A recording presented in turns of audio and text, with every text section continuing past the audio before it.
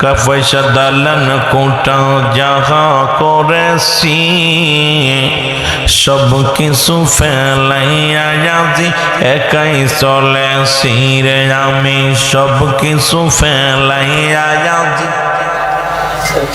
আমি যাবার কালেও ভেবে দেখি আমার কেহ নাই আমি যাবার কালে ভেবে দেখি নাই আমার মরণ আসিবে কখন কেউ তো জানি না আমার মদিনার নাম কত সুন্দর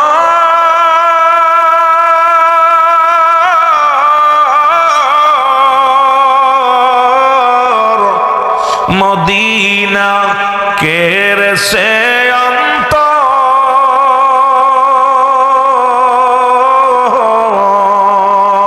আরে ও মদিনার পথের ধুলি ওই মদিনা এ দুনিয়ার মুসলমান গভীর মনোযোগ আল্লাহ রাব্বুল আলামিন রিয়াজুল জান্নাত বেহেশতের বাগানে আসার মতো বসার মতো সুযোগ দান করল এই সময় কত মানুষ জেলখানায় কত মানুষ হাসপাতালে কত মানুষ মৃত্যু শয্যায় সজ্জিত রব্বুল আলামিন আপনাকে আমাকে জেলখানায় নেন নাই হাসপাতালে নেন নাই পৃথিবীর কোনো নোংরা স্থানে নেন নাই সুন্দর পরিবেশ এই জান্নাতের বাগানে আসার মতো বসার মতো সুযোগ দান করল উচ্চ কণ্ঠে আওয়াজ দিয়ে চিল্লায় বলেন আলহামদুলিল্লাহ ইকোডার একটু কমাই দেন ইকোডার একটু কমাই দেন বাড়ি খাচ্ছে বেশি যে কথা বলতেছিলাম গভীর মনোযোগ যুবক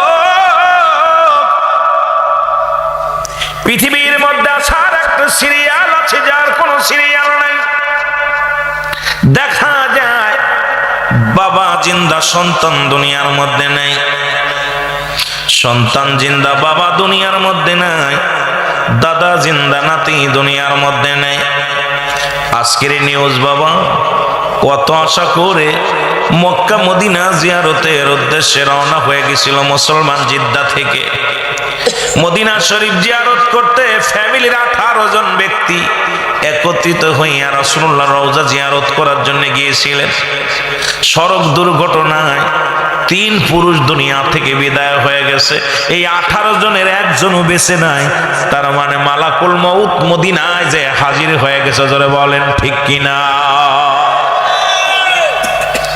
সবচেয়ে কষ্ট লাগলো আজকে একটা নিউজ দেখা পর 18 জন একটা ফ্যামিলির দাদা বাবা নাতি পুতি স্ত্রী সবগুলো গেছে একসাথে রাসূলুল্লাহ রওজা জিয়ারত করতে তারা গেছে আপনারা উমরা করতে আমার বন্ধুরা আমার ওনাদের গাড়ির সঙ্গে আরেকটা গাড়ির সংঘর্ষে সঙ্গে সঙ্গে আগুন ধরে যায় দুনিয়ার মা ছেড়ে চলে গেলেন কারণ মালাকুল মউত রব্বে কারীম যেখানে পাঠায়া দিবে সেখানেই চির বিদায় হয়ে যাবে দেখা যায় বাবা কত মানুষ ঘুমের ঘরে মারা যায় কত মানুষ খানা খাইতে যে মারা যায় কত মানুষ এই দুনিয়ার মধ্যে ও যুবক বাজারে গিয়েছে মরা লাশ হয়ে ফিরে আসছে কত ভাই বিদেশ থেকে কফিনে লাশ আসছে ঢাকার শহর এয়ারপোর্টে প্রতিনিয়ত 2-10টা করে লাশ বিদেশ থেকে কফিনি করে আসা হয়ে গেছে মুসলমান তার মানে রব্বুল আলামিন ওই বিদেশের মাটিতে মৃত্যু লিখে রাখছিল সন্তানের কত কষ্ট করে টাকা পয়সা খরচ করে বিদেশে পাঠাইলো রোজগার করার জন্য মালাকুল মউত সেখানেও হাজির হয়ে গেছে আমার আপনার চিন্তা হয় এইটা চিন্তা হওয়ার দরকার আছে রে মুসলমান যে কোনো মুহূর্তে আমি আপনি বিদায় লয়ে চলে যেতে পারি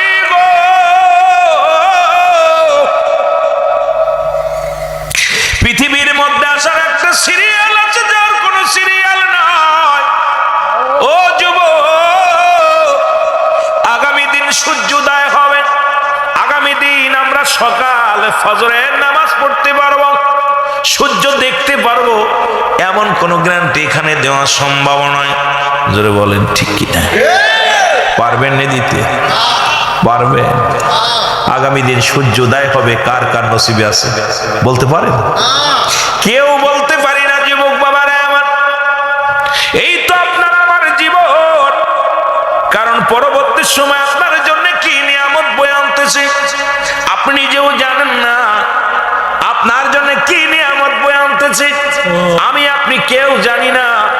মাহফিলের প্যান্ডেলের পাশে আজরাইল দাঁড়ায় আছে, আমার জন্য অপেক্ষা আছে। আয়, ঘরের গমের ঘরে খাটের কাছে বসে আছে আজরাইল। আয়, খানা খাইতেছেন আজরাইল কয় আয়, গোসলে গেছেন আজরাইল কয় আয়, মুসলমান ঘুরতেছেন আজরাইল কয় আয়। কখন যেন আজরাইল আপনাকে ধরে ফেলবে। রব্বে কারীম এই পৃথিবীর মধ্যে তিনটা বিপদ, নাম্বার 1 হলো মানুষের মরণ,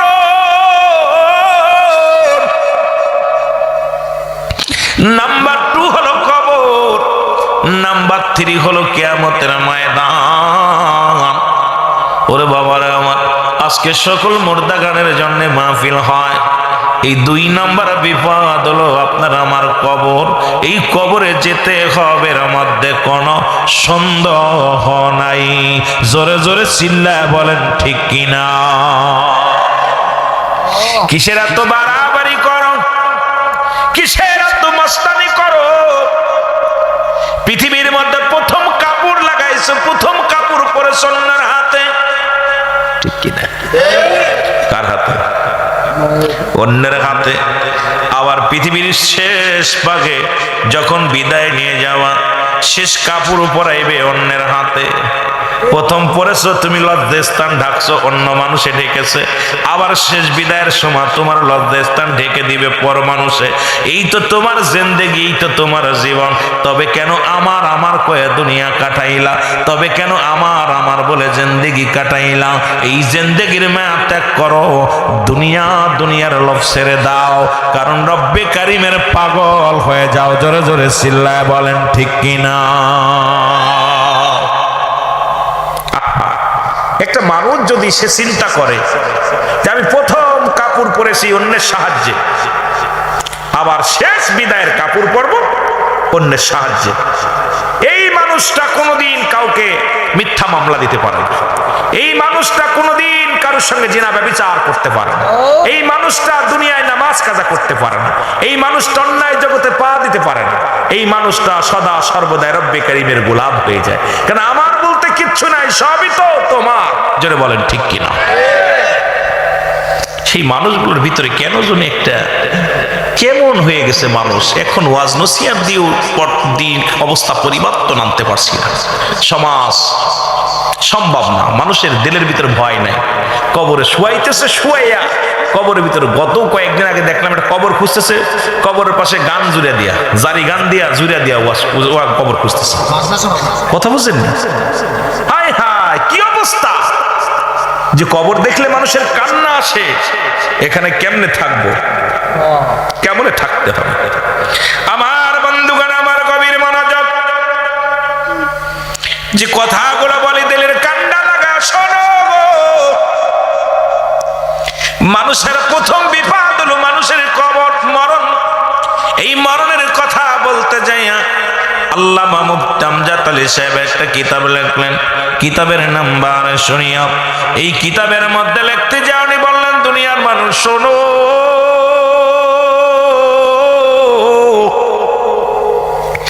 মানুষ যখন মারা যায় সাধারণ মৃত্যুবরণ করে, 70টা তাজা উটের গায়ের চামড়া জবাই না করিয়া উল্টো দিকে টান মারিয়া লবণের মরিচ লাগা দিলে যতটুক যন্ত্রণা হয়,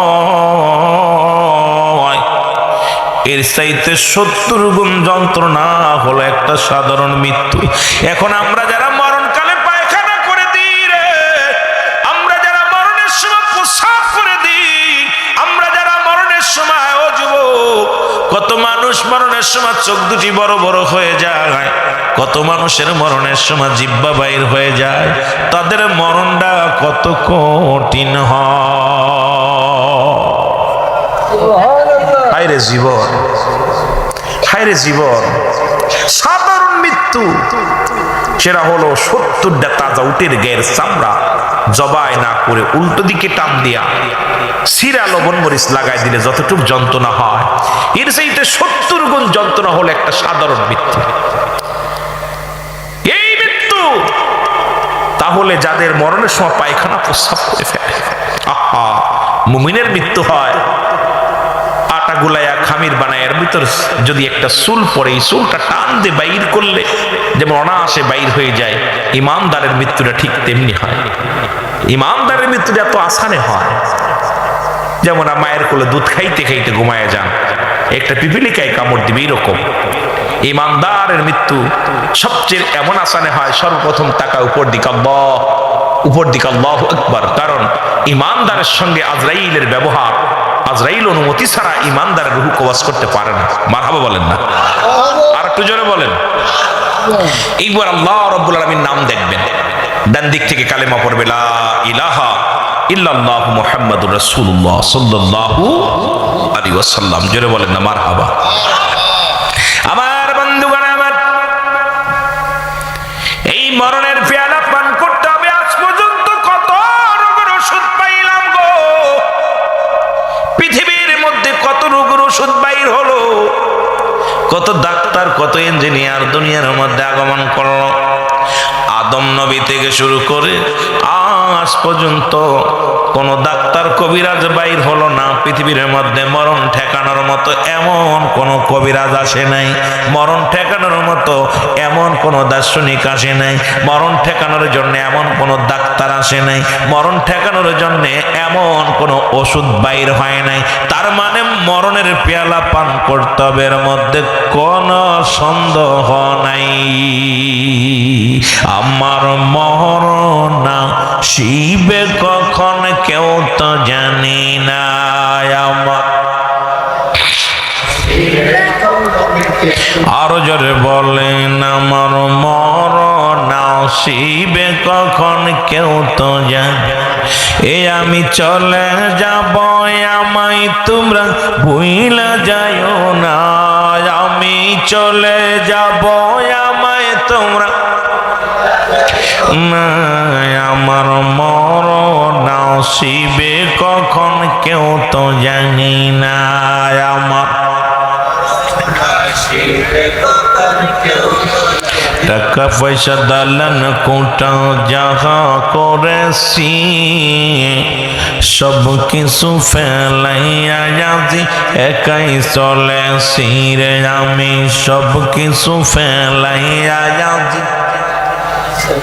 আমি যাবার কালেও ভেবে দেখি আমার কেহ নাই, আমি যাবার কালে ভেবে দেখি নাই, আমার মরণ শিবে কখন কেউ তো জানি না, আমার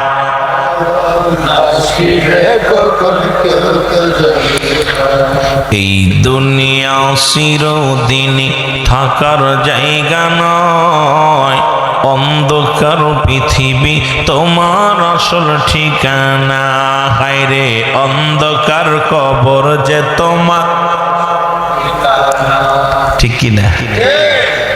কত বাড়ি বানাইলাম শখ করে, কত ঘর বানাইলাম শখ করে, পৃথিবীর মধ্যে কত না টাকা পয়সা রোজগার করলাম, কত সুন্দর গাড়ি বাড়ি সব কিছু করলাম, চিরস্থায়ী কিচ্ছু না। জোরে বলেন ঠিক কিনা? এ দুনিয়ার মুসলমান,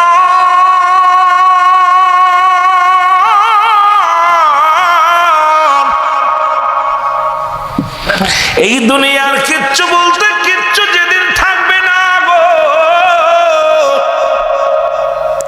আমি পিরাইতে আলোচনার শুরুতে একটু কবরের কথা বলতে গেলে, ও যুবক, কেন বলি বড্ড ভয় লাগে গোরস্থান দেখলে, ওই সার্বিয়ারি পালকি দেখলে বড্ড ভয় লাগে। আল্লাহ কখন যেন ওই গোরস্থানে শোয়া দিবে, কখন যেন কোন গোরস্থানে শুয়ে যাব রে আল্লাহ, কখন যেন সার্বিয়ারি পালকি হাজির হয়ে যাবে, কে যেন আমার গোসলের জন্য ছুটে আসবে রে, কে যেন আমার কাফন পরানোর জন্য ব্যস্ত হয়ে যাবে, কত মানুষ আমার কবর খোঁড়ার জন্য ব্যস্ত হয়ে যাবে। রব্বে কারীম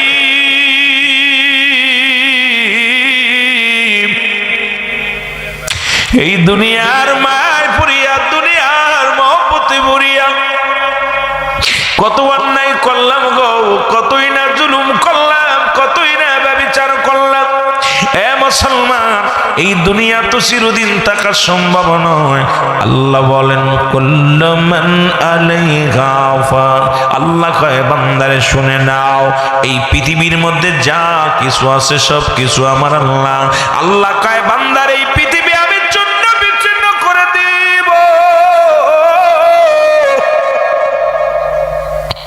এই পৃথিবীর মধ্যে যা কিছু আছে চূর্ণ বিচ্ছিন্ন করে দিবে আমার আল্লাহ। এই জমিনের মধ্যে কতই না জমা জমিনে হাঙ্গামা করলা, কত না অন্যের জমি ফাঁকি দিলা। গোরস্থানের মধ্যে একমাত্র হবে তোমার ঠিকানা। শুনে নাও বান্দা, শোনো, আল্লাহ কয় বান্দার এই জমিনটা আমি রাখবো না। জমিনের মধ্যে যত মাটি আছে সব মাটিগুলো পোড়ায় আমি তামা বানায়া দিব। কুল্লু মান আলাইহা ফান, সব শেষ করে দিবে কে? বলেন কে? আমরা আস্তে আস্তে আলোচনার মধ্যে যে আল্লাহ বলে বান্দা এই জমিনের মধ্যে যত মাটি আছে সব পুরা তামা বানায়া দিব গো। এই জমিনের মধ্যে যত পানি আছে সব পানিগুলো পুড়ে ছাই হয়ে যাবে।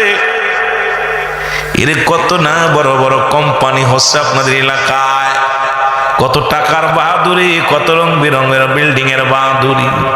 রব্বে কারিম ডাক দেখায় বান্দা ভালো করে হন, এই জমিনের যা কিছু আছে সব কিছু আমি আল্লাহ শূন্য বিচ্ছিন্ন করে দিব। জমিনের মাটিগুলো পোড়ায় তামা বানায়া দিব, জমিনের পানিগুলো পোড়ায় আমি আল্লাহ ছাই বানায়া দিব। যেদিন কিচ্ছু বলতে কিচ্ছু থাকবে না, সেদিন থাকবে আমার আল্লাহ। গোলামি করব কার? কার করবেন? আওয়াজ নাই কার? দাসত্ব করব কার? হুকুম মানব কার? এ মুসলমান শোনে না, আল্লাহ বলে বান্দা যেদিন আমি থাকবো গো, আমি থাকবো আমার হাবিবের ভালোবাসা নিয়ে। সুতরাং যুবক বন্ধুরা, এই জন্য আমরা সুন্নিরা নবী নবী বলে পাগল হয়। নবীর কথা শুনলেই অনেকের মাথা ঘুরে বাবা। কেন নবীর ভালোবাসে শুনে নেন, শুনে নেন। কেন নবী নবী করে পাগলামি করি, কেন নবী নবী করে আশিক হয়ে যায়? কারণ নবীর প্রেমে কেন পাগল হইলাম, নবীর এশকে কেন দেওয়ানা হইলাম। নবী কয় হায়াতি খায়রুল লাকুম। নবী কয় আমার উম্মাতেরা শুনে নাও, এই পৃথিবীর মধ্যে আমি নবী আগমন করলাম আমার উম্মাতের কল্যাণের জন্য গো। জোরে জোরে চিল্লায় বলা যাবে না মারহাবা। ওরে নবী বিন নাই রে গতি, নবী বিন নাই রে গতি, কবর হাসর মিজানে। নবী বিন কে তরাবে কঠিন বিপদে। বল নবী বিন কে তরাবে কঠিন বিপদে। যেদিন আসরের মাঠে খাড়া হবে,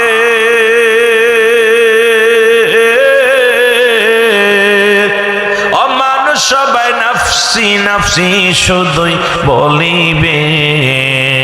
মোর নবীজি কাঁদবে সেদিন, মোর নবীজি কাঁদবে সেদিন উম্মতেরই লাগিয়ে। নবী বিনে নাই রে গতি, নবী বিনে নাই রে গতি, কবর হাসর মিজানে। নবী বিনে কে তরাবে কঠিন বিপদে। বলো নবী বিনে। এ দুনিয়ার মুসলমান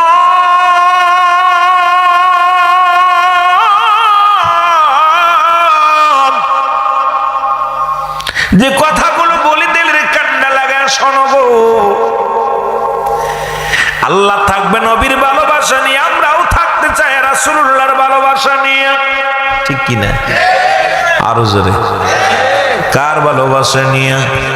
মদিনার কামলিওয়ালার ভালোবাসা নিয়ে। মদিনায় যাইতে পারলাম না, মদিনা দেখতে পারলাম না, মদিনা। চার বছর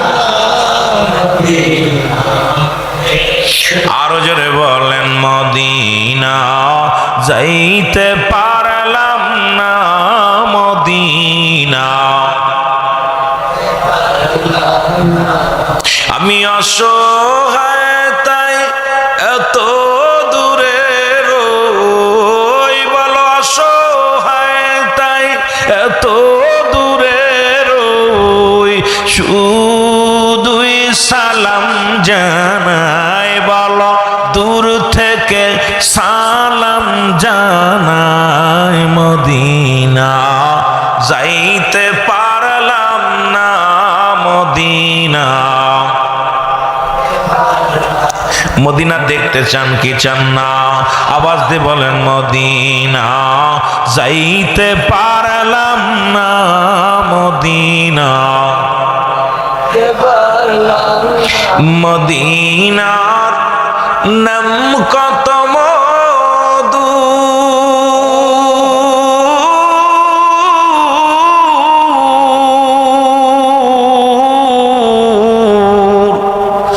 মদিনা আর যে কত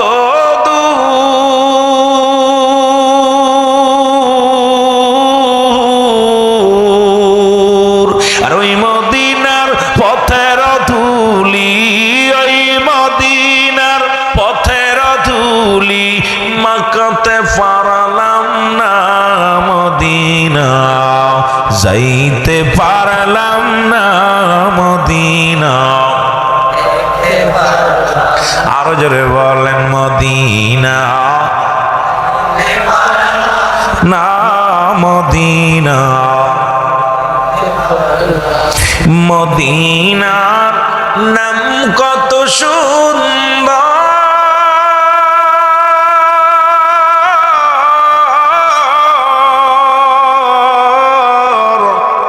মদিনা কেড়েছে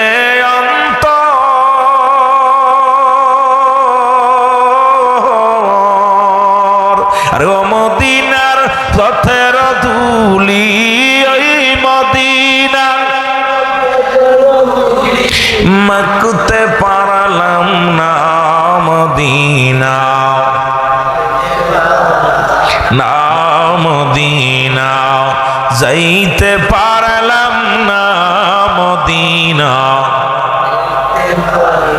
একটু আওয়াজ দিয়ে জোরে জোরে বলেন মদিনা যাইতে পারলাম না মদিনা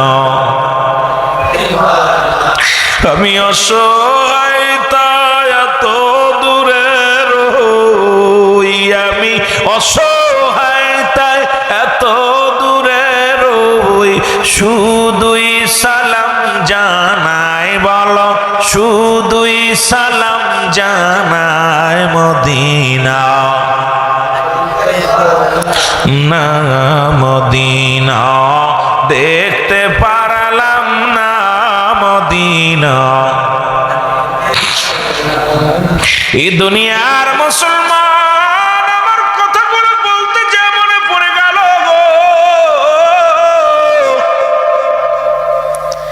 আল্লাহর ওলি শিবলি রহমাতুল্লাহ নাম কি শিবলি